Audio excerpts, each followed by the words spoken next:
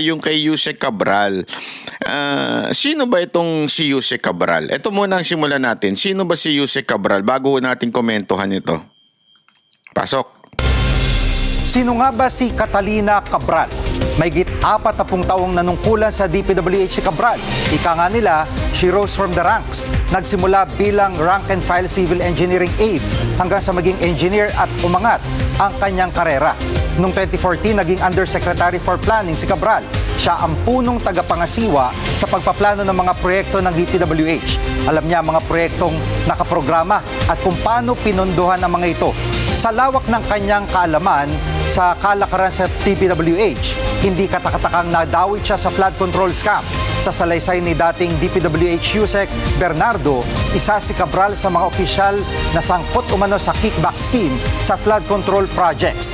Sa pagharap ni Cabral sa mga pagdinig ng Senado noong Setyembre, inusisa ang papel niya sa budget insertions. May alegasyon kasing nakipag-ugnayan si Cabral sa ilang mambabatas para tanungin kung may priority project silang gustong ipasama sa budget ng DPWH. Pero tinanggi ni Cabral ang alegasyon. Si Cabral din ang nagpaliwanag tungkol sa allocables na sinasabing bagong pork barrel. Ayon sa kanya, budget ceiling lang daw ang allocables para sa bawat distrito na nakabase sa isang formula na kakaunti lang sa DPWH ang nakakaalam. Mga kapatid, Jig Manikad po, pagdating sa mahalagang balita sa loob at labas ng bansa, dapat una sa lahat, mag-follow at mag-subscribe na sa social media pages ng News 5. Yo, naku po. So, ayan na nga ho. Para bagang ito yung middleman, parang ganun. Pero in this case, woman, siya yung middleman between the DPWH and kung sino man yung kumikickback, yung nakakatanggap ng allocable. So, the rest, halimbawa ito, yung mga DPWH secretary, other Yusek, other politician, siya yung pinakagitna. Kaya napaka-importante ng papel nito ni Cabral. Pag ito, yung nawala, malaking bagay. Tulad nga ng nangyari ngayon. Kasi, imaginein mo, pag nabiyak yung gitna, sino na ang magiging connect nung lahat na yon? Hindi naman, pag alam nyo naman ang katkungan sa Pilipinas, diba? Yung, hindi naman direktang nakikipag-usap. Kaya kalokohan yung sinasabi nung iba na direktang nakikipag-usap daw. Oo, meron instances, halimbawa talaga magkaibigan ng dalawang politiko at halimbawa ay politiko talaga yung pero merong gumagalaw sa baba. Yun yung middleman. Halimbawa, kunwari lang, head ng, bakit sasabihin niba, bakit hindi yung secretary? Siyempre, pag secretary ang gumalaw, una-una, hindi naman niya kabisado yung kalakaran pagdating sa kung paano yung nakawan sa baba. Nagigets niyo yung ibig sabihin? Kasi, halimbawa, kung ikaw gagawa ka ng katarantaduhan, hindi naman yung pinuno ang lalapit sa, ito penge ko, penge ko. Hindi naman gaganon yun, di ba? O secretary, katawagan niya si senator, senator, congressman, penge ko nito. Meron niyang, balalay, ika nga. Meron niyang yung gagalaw. Yung, siya yung dirty job sa kanya. Siya kakausap, siya mag-negotiate, siya lahat. Yun daw ang papel ni Cabral. Di umano. Alleged. Kaya nga, ngayon, medyo marami ang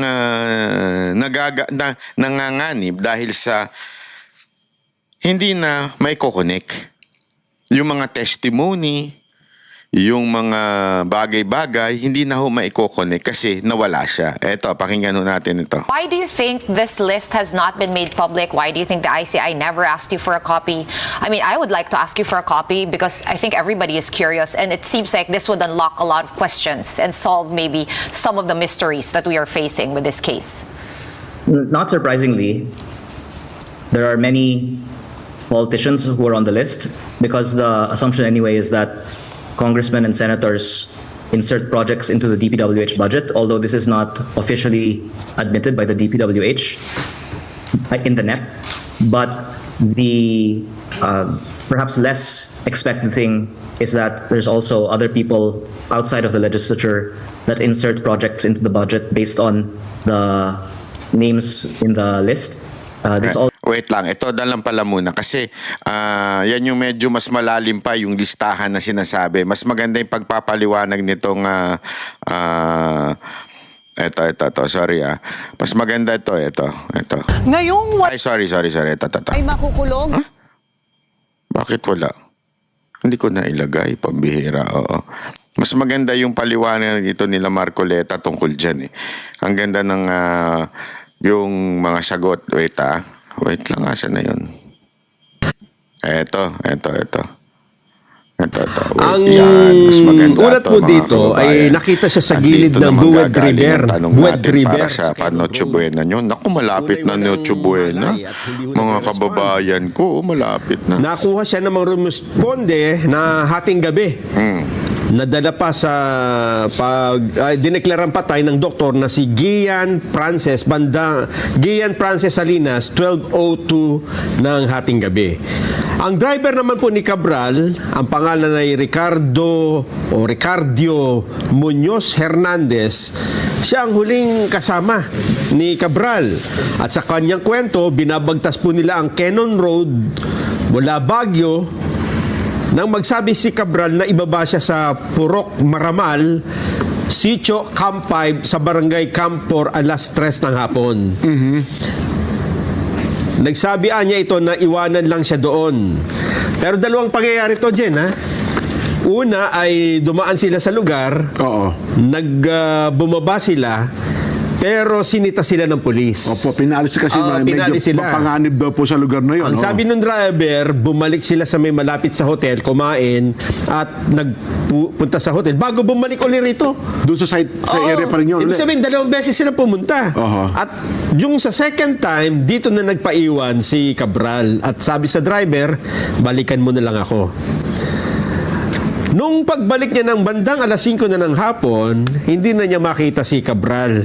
Bumalik si Hernandez sa hotel kung saan sila naka-check-in. Wala din daw po doon eh. Kaya bumalik siya sa Cannon Road View Deck kung saan nandun ng Station 8 ng Baguio City Police Office. Humingi na siya ng tulong. Kasi gumabi na eh. Madilim na.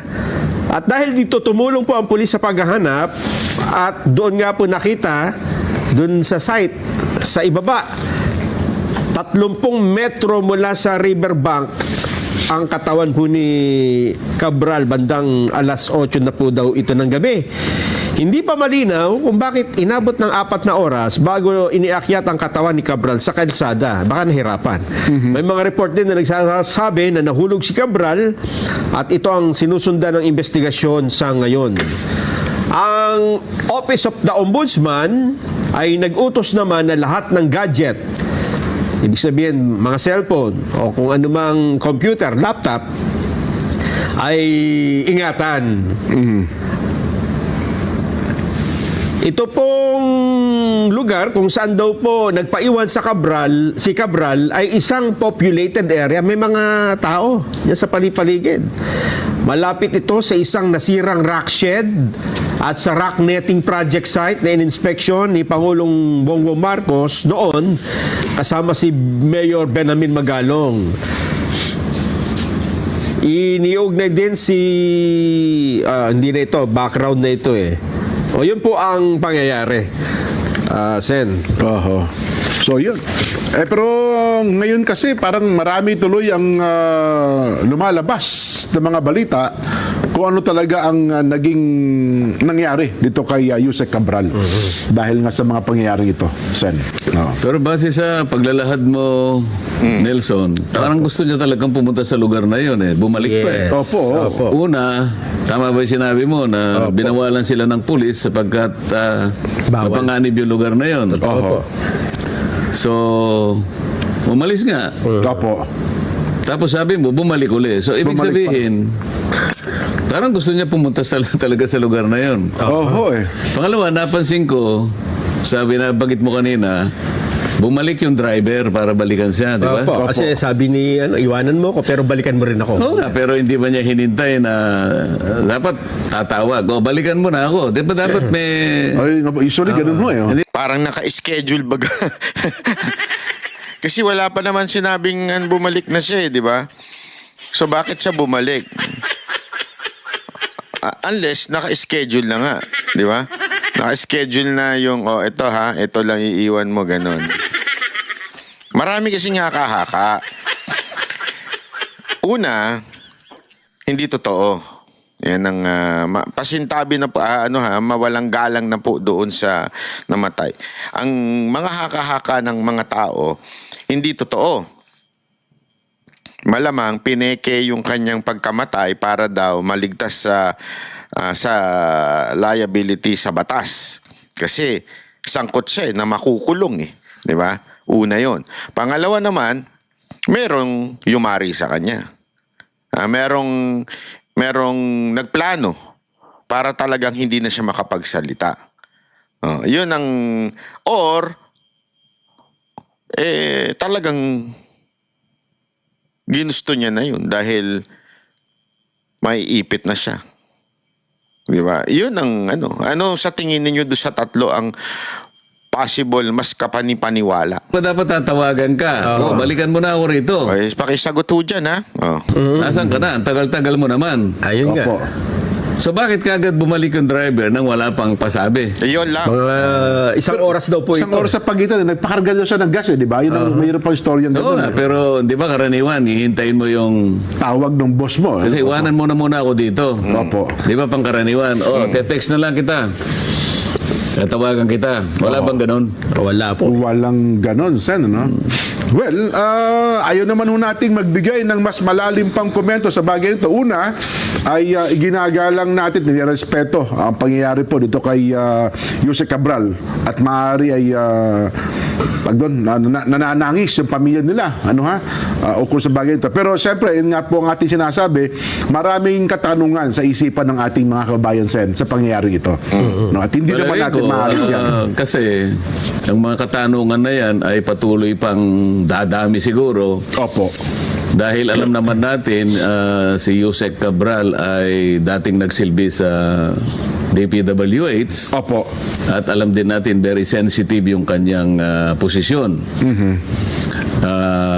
Lahat ay mag-a-agree sa katotohanan na yung kanyang posisyon na yon ay masyadong maraming naglalaman yun ng maraming impormasyon tungkol sa kung paano inilalatag ang mga proyekto ng ating pamahalaan. Kasi DPWH ito, Jen, Nelson. Opo, Yusek for planning po siya. At hanggang sa maaalala ko, mula nung ako ay naging chairman ng Blue Ribbon Committee, ay talagang halos umiikot sa kanyang opisina yung mga unang katanungan dyan. Opo. Lalo na yung mga proponents ng projects, kung paano nilalatag yung mga tinatawag na, kung paano pinalalaki yung mga pondo, kung paano binabahagi. Talagang yung opisina niya ang nakatutok dyan. Oo, tama. At maliban pa dun sa tinatawag nating mga applications. Siya yung umahawak kasi niyang mga applications. Ganun ho ba? So siya yung nakakaalam kung ano yung mga coordinates Yun. ng mga project. Kung talagang gugustuhin niya na sabihin kung nasaan ang mga coordinates ng lahat ng projects, lalong-lalo na yung pinag-uusapan noon na flood control, siya talaga ang bukod na opisinang nakakaalam ng lahat ng mga sensitibong impormasyon. Nasa opisina po niya yun. Ngayon, dahil nga sa kahalagahan ng opisina niya, nung kasagsagan na nagtatanungan tungkol dyan, ay nagbitiw nga siya. At mula doon ay wala namang masyadong ginawa na yung Blue Ribbon Committee. At marami nga nagtataka, ba't ganon? Gayong siya yung pinakamaraming nalalaman dyan, parang wala lang. Pagkatapos, maraming nagsasabi na nakakuha ng mga impormasyon na maaaring makapagbigay ng kung ano-anong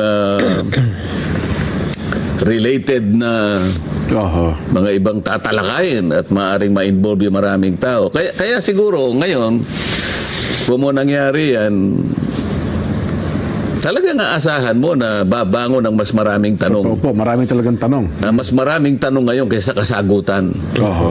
Nakakalungkot yung nangyari dyan. Ako, unang-una, dahil kakilala ko naman siya, sa trabaho ko sa Congress noon sa mababang kapulungan hanggang sa maging senador ako, may pagkakataon talaga na nagkakausap sa mga hearing. Opo. Kaya kilala ko naman siya ng personal. Ayun. Kaya hanggang sa ako'y maging Blue Ribbon Committee, nasama nga siya sa unang mga pagtatanong dahil nga sa sensitibong pwesto niya sa DPWH. Opo. O ngayon, nangyari nga ito, inaasahan natin na marami talaga yung magdududa Tama. sa nangyari sa kanya. Nako At lalo pa nga naalala ko, di ba dapat nakatakda sa humarap sa ICI, di Sa ba? ICI noong December 15. Tapos hindi rin siya pumunta, no? Kasi nakarating. Wala rin pasabi kung pupunta o hindi. Kung maalala ninyong dalawa, naging guest natin. Si Kong Lian Libiste po. Si Kong Lian, anak ng aking kumare. Opo. At mula sa kanya, nagsabi siya rito, at dito niya unang inilahad Yes. na meron siyang nakuwang mga sensitibong impormasyon na binigay mismo. Naku, may revelasyon si dito, si Senator Marcoleta, Diyan daw nilahad sa kanyang programa yung mga mga nalalaman ni Yusek. Naku po, patay tayo dyan. Gago! Ito na. Opisina ni Secretary Yusek Cabral, bago pa nangyari Opo. itong pinag-uusapan natin. Opo. At nung hinahanap na rin yung computer, hindi na makita yung computer. Agoy. Oo. ganun ang Ngayon, angulo. sinasabi mo kanina na may binanggit ang ombudsman na ano sabi niya? Yung mga gadgets Pinapasecure. ay secure. Nako. Yung Cellphone. text. Yan. Kasi sa forensic investigation, baka, ano bang tanong? Kasi kung may katagpo ba siya doon? Siya lang ba ang kusa na tumambay doon? Bakit, ang tanong bakit dalawang beses pa siyang bumalik doon sa nabanggit na lugar? Di, bakit ang ombudsman ang nagsabi noon? Siguro ang ombudsman ang nakunan ng reaksyon. Diba dapat pulis? Oo nga, no? Diyan kayo Dapat kasi- nagkamali kayo dyan, mga kapatid. Kilala nyo naman ng ating ombudsman. Siya na po ang prosecutor, siya na ang huwes, siya na ang polis, siya na ang lahat. Oo, siya na nga rin ang presidente. Gago! Hindi nyo alam yun? Naku naman mga sir, hindi nyo po ba alam yun? Nagpapatakbo sa Pilipinas, era mga Remulla. Gago! Yung siguro, yung mga investigador. Opo, yung mga pulis. Kasi kung hahanap ka ng lead, halimbawa, pero ipaalam niya sa mga mga partido ni Yusek Cabral. Opo.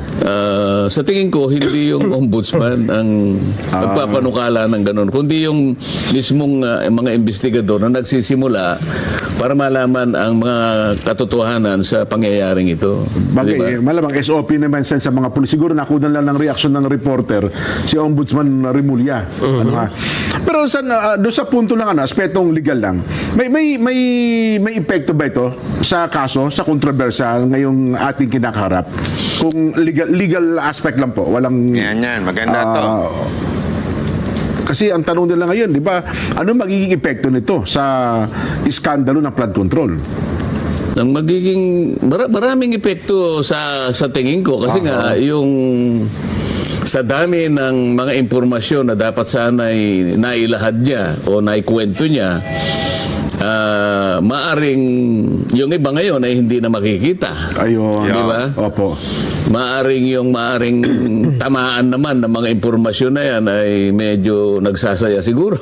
Ayun. Oho. Kaya kung tatanungin mo kung anong magiging epekto niyan, merong nalulungkot talaga, merong nagsasaya. May lihim pa na, tama kayo Kasi sir, no? Opo. yung mga dapat na maibahagi, alang-alang dun sa ikalilinaw ng sino ba talaga ang nagpasimuno niyan. Kagaya ng binabanggit natin dito. Opo. Palagi nating binabanggit. Sana sa lalong madaling panahon, makita natin kung sino yung mga masterminds, hindi ba? Opo. Ngayon, isa sa epekto, baka mahirapan kung paano maituturo lahat yun, di ba? Naku, patay tayo dyan. Dahil sa pagkawala Kung ni Jose tatanungin Cabral. mo ako, kasi simpleng-simple lang naman, mas maganda, maraming magkukwento, maraming mapagkukunan ng impormasyon, Opo. pero sa nangyaring ito, maaring mapigilan yung iba. Pero sa kasaysayan naman, kung minsan, meron tinatawag na yung twist of fate. Opo. Sa ibang pagkakataon, bigla na lang lilitaw naman yung mga ibang... kasi mag-iiwan naman ng bakas lahat eh. Tsak po yun. Di ba? Oho. Hindi naman iisang tao lang siguro nakakaalam sa kanyang opisina. Mga ganun. Well, anyway, ako naniniwala naman sa makabagong kaparaanan ng investigasyon ngayon sa part ng Baguio PNP ng Cordillera, tsak, magkakaroon ng ano yan, malalimang investigasyon siguro, Sen. Ano talaga naging dahilan Pero may problema. Ito problema. Pakinggan ninyo. ng naging kamatayan nitong si Jose Cabral? Hindi lamang yung kamatayan niya mismo, kung hindi yung epekto ng pagkawala Ayan, niya. opo, Kasi oho. nga, nawala siya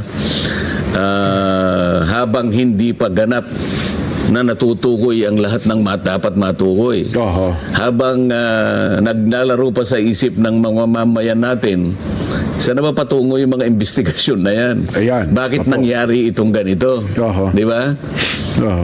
Pero pagtataka ko na sa mga tama ba yung video footages? Bakit binalot siya ng plastic? Parang yan? Parang foil? na hindi ko alam eh. Di ba? Ano kaya nangyari doon? No? Ipakita mo nga direct. Ayan, yan, no? Bakit siya kaya binalot ng foil, ano? Paano nyo naman alam na foil yan? Yan po, iba siya, no? Yung Ako hindi ko alam kung ano yan. Parang Baka yan naman talaga yung ginagawa SOP? ngayon eh. Para i-preserve po yung bangka. Parang hindi naman...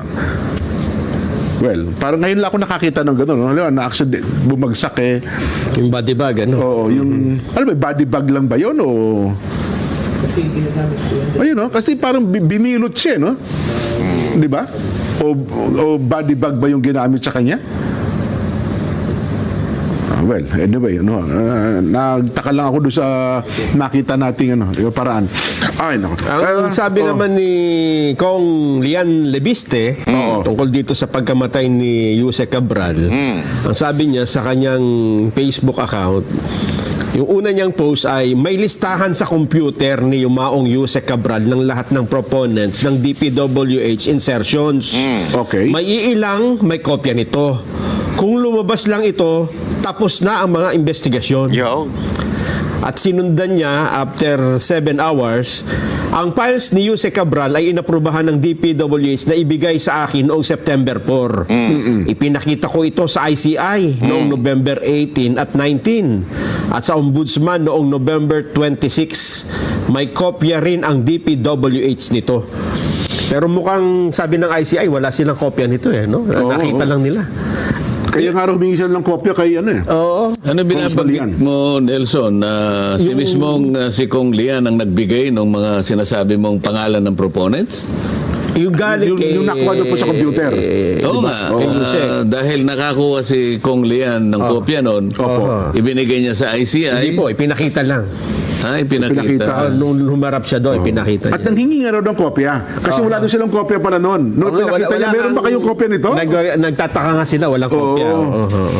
Pero binigyan sila ng kopya. Binigyan daw po. Doon natin na-interview dito, Sen. Binanggit niya, nagbigay siya ng kopya doon sa ICI. Yun po yung sabi ni Total, Kong Lian. tinitindigan naman ni Kong Lian. Ibig sabihin talaga, binigyan ng kopya ang ICI. Oh, yes. Sa mga po. tweet, Oo. alam ng ICI kung ano yung nilalaman ng computer. Oo, pero may problema dyan. Kasi in every document presented in the court, you have to say to the court na akin yan, ako gumawa niyan, at yan ay lehitimong kaalaman ko. Kasi alam mo, meron nga akong kakilala na demanda siya dahil sa libel or something na nilabas niya sa Facebook. At na-dismiss yun, alam niyo kung bakit. Sabi ng korte, walang authentication from Facebook. Na yan ay talaga lumabas sa kanila. Kasi authentication is very important in court. Kung ang isang tao ay patay na, paano niya sasabihin sa aking galing yung listahan na yan? ako talaga ang sumulat dyan. Kasi pwedeng magkaroon ng dagdag bawas doon sa listahan na yun eh. Di ba? So, unless that person authenticate. Importante yun. Well, Dahil nabigyan na sila ng kopya. maaaring ganun daw po. At nabigyan din ng DPWH. May copy, May copy na ang rin po ng DPWH Yung doon. original na copy, nasa kanila pa. May mga lumalabas lang angulo doon sa computer daw. May mga typo error. Kaya, mahiwagang computer. Kaya nga, Kaya lang, ang magiging problema kasi dyan, alam mo, kung pinag-uusapan natin ay usaping legal, Opo.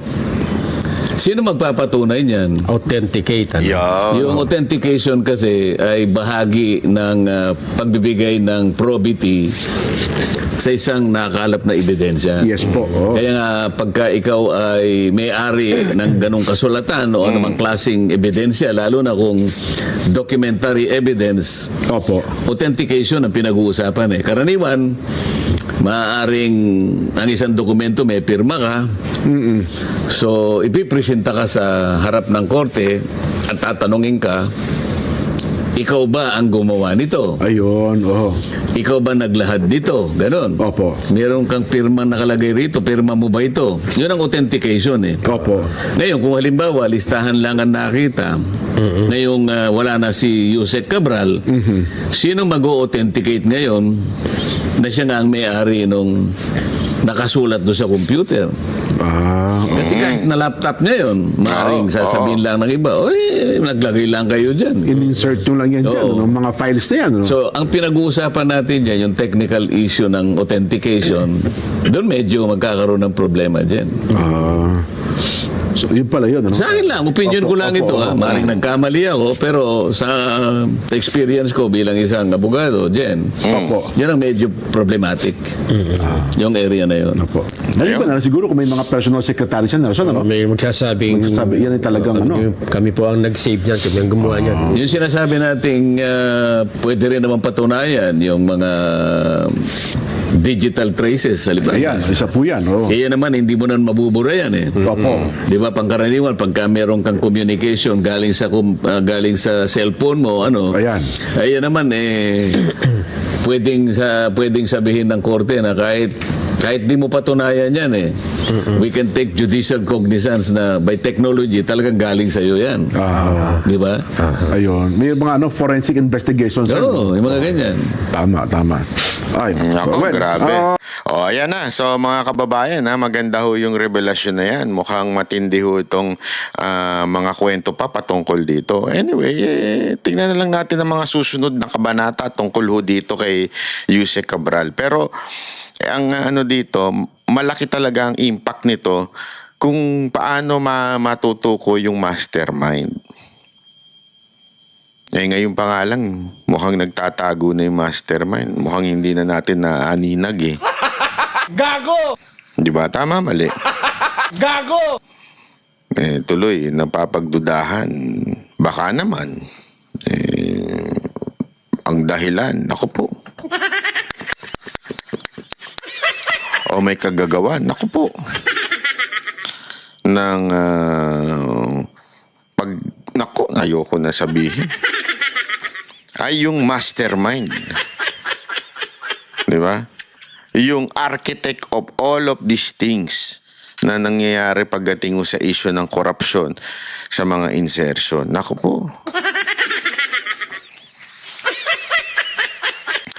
Nawala na nga yung mastermind. Di na nga nagpapakita sa publiko. Wala, naghahanap pa. Mantakin mo si Bato, nandyan lang sa tabi-tabi. Hinahanap nila. Wala naman siyang inagrabyado.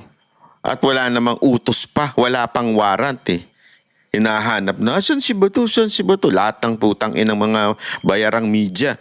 Yun ang sinasabi, saan si Bato, saan si Bato? Pero itong isa na tinurong pinaka-mastermind, hindi na nga makita ngayon, wala man na naghahanap sa kanya. Di ba? Kasama na dyan yung mga jobless political analyst. Gago! Hindi hinahanap si Nako, ayoko na lang sabihin. Muntik na. Gago!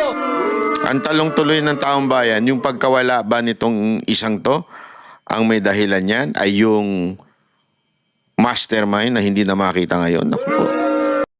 Kami ang boses ng masa, hindi natatakot. Katotohanan lang, di kami nalulunod. Walang bahid ng sismis, lahat ay totoo.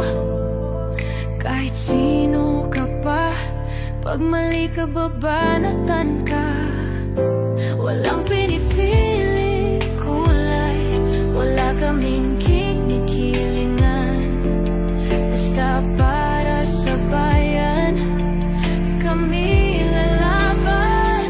Pagdama palakpakan, pag mali banatan. Di matitinag, di matatakot, para sa bayan tuloy ang sigaw. Sa harap ng kamera, walang halong takot. Mga baluktot, lahat kayo'y tuwa.